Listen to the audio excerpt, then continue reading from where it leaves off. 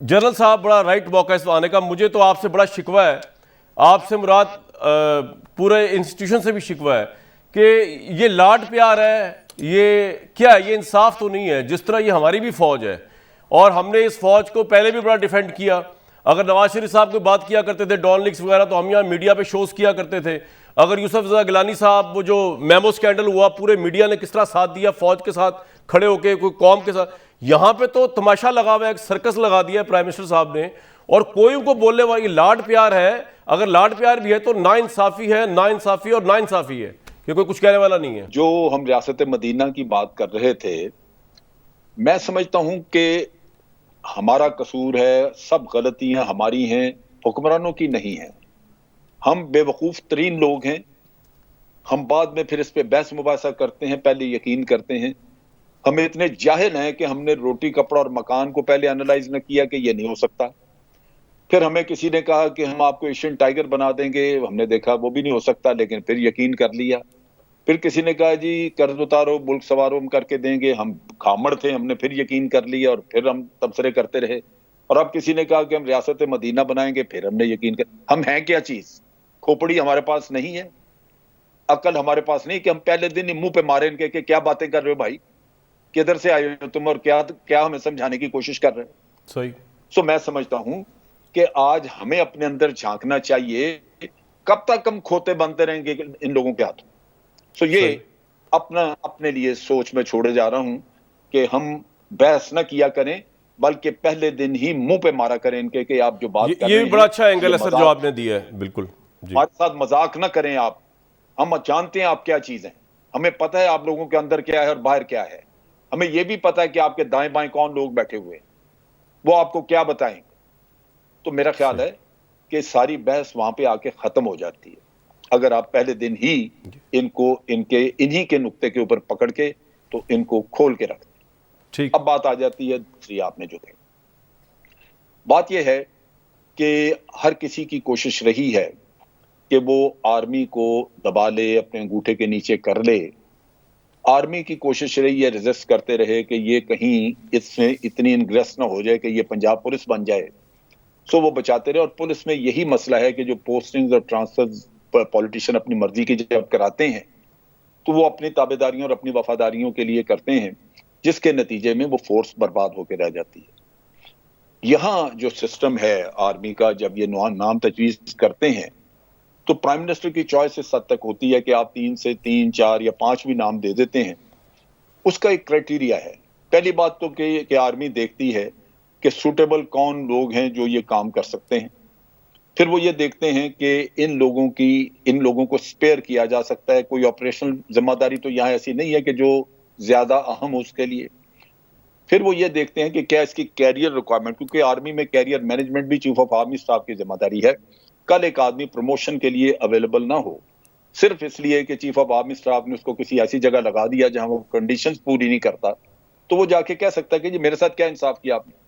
आज मैं प्रमोशन के लिए नंबर 1 होता या 2 होता या 3 होता, कंसिडर तो होता ना, लेकिन आपने मुझे कैरियर में ये चीज एक कमी छोड़ दी, मुझे आपने प्लेस दिया फलां जगह। सही। तीसरा एस्पेक्ट है, वो चौथा एस्पेक्ट वो ये है कि आईएसआई में रहते हुए बाज़ लोग कंट्रोवर्शियल हो जाते हैं पॉलिटिकली, उनको भी सीन से हटाना जरूरी हो जाता है। अच्छा, इंटरेस्टिंग अब आप बात है। के रिमार्क्स देख लें, किसी के रिमार्क्स देख लें, चीफ ऑफ आर्मी स्टाफ के लिए एक मसला है कि एक पर्सनालिटी जो डीजीआईएसआई है, वो उसके गिर्द बहुत सारी कंट्रोवर्सीज खड़ी की जा रही हैं। कहीं शौकत अजीज बोल रहे हैं, कहीं कुछ और। तो आप उसको सीन से हटाना भी चाहते हैं ताकि नेशनल कॉन्फिडेंस उस अदारे के ऊपर मौजूद रहे जी। अब रीजंस ये हों, और अगर कोई पॉलिटिकली आदमी सोचे कि नहीं मैंने अपनी नहीं, लेकिन इमरान खान साहब क्या चाहते हैं सर, जो समझ नहीं आ रहा किसी को भी, हमें समझाएं तो सही।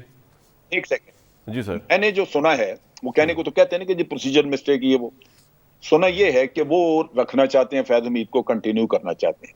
क्यों? जबकि जीएचक्यू ने उसकी पोस्टिंग बड़े नहीं सर, लेकिन मुझे एक बात बताइए, जनरल साहब मेरा आपसे पूछ रहा है और किसी से नहीं। वो फैज हमीद साहब को रखना चाहते हैं, आर्मी चीफ ने ट्रांसफर का ऑर्डर जारी कर दिया है, army chief is in a best position to know कि किसको कहां पे लगाना है।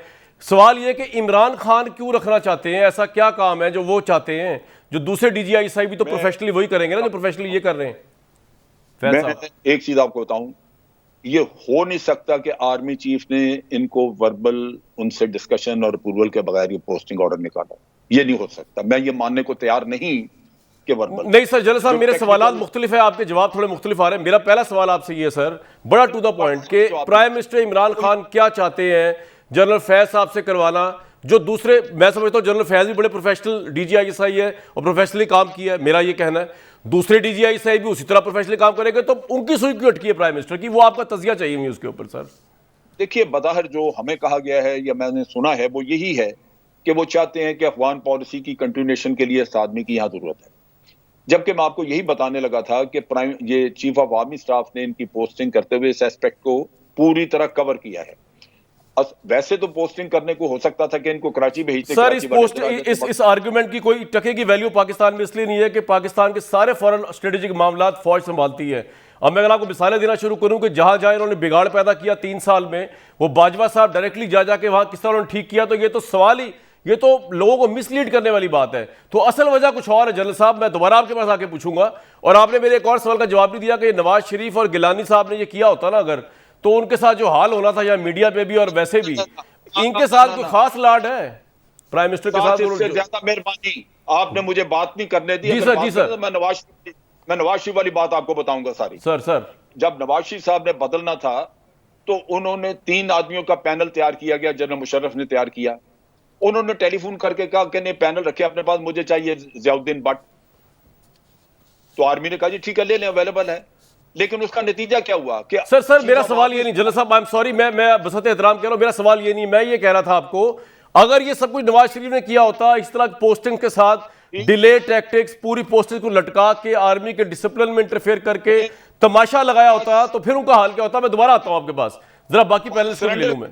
वहां सरेंडर कर दिया चीफ ऑफ आर्मी स्टाफ ने, और क्या करता? वज़ीर अब्बास साहब, 2 सवाल आते हैं। ये इस मामले में इतना प्राइम मिनिस्टर ने डिले क्यों किया और अभी उस पर क्यों अड़े रहे? और दूसरा ये कि अगर दूसरों ने किया होता तो फिर क्या होता उनके साथ, और इनके साथ ऐसा क्यों कुछ नहीं हुआ? मेरे ख्याल में ये बेसिक स्ट्रक्चर प्रॉब्लम है। क्यों एक ओहदा इतना अहम है कि वो पूरे सिस्टम को हिला के रख देता है। यानी वज़ीर आज़म का इंतखाब इतना अहम नहीं होता जितना DGI की तकर्री होती है। क्या वजह है? इस पर कभी गौर करने की ज़रूरत है। वरना तो और भी तो जनरल्स और भी तो पोस्टिंग्स हुई हैं। ये एक ख़ास पोस्टिंग हमेशा एक वजह तनाज़ा क्यों बनती है? इसका एक बैकग्राउंड है और उस बैकग्राउंड को, उस परसेप्शन को दूर करने की ज़रूरत है। ये फ़ौज को भी दूर करने की ज़रूरत है, ये पॉलिटिकल लीडरशिप को भी दूर करने की ज़रूरत है।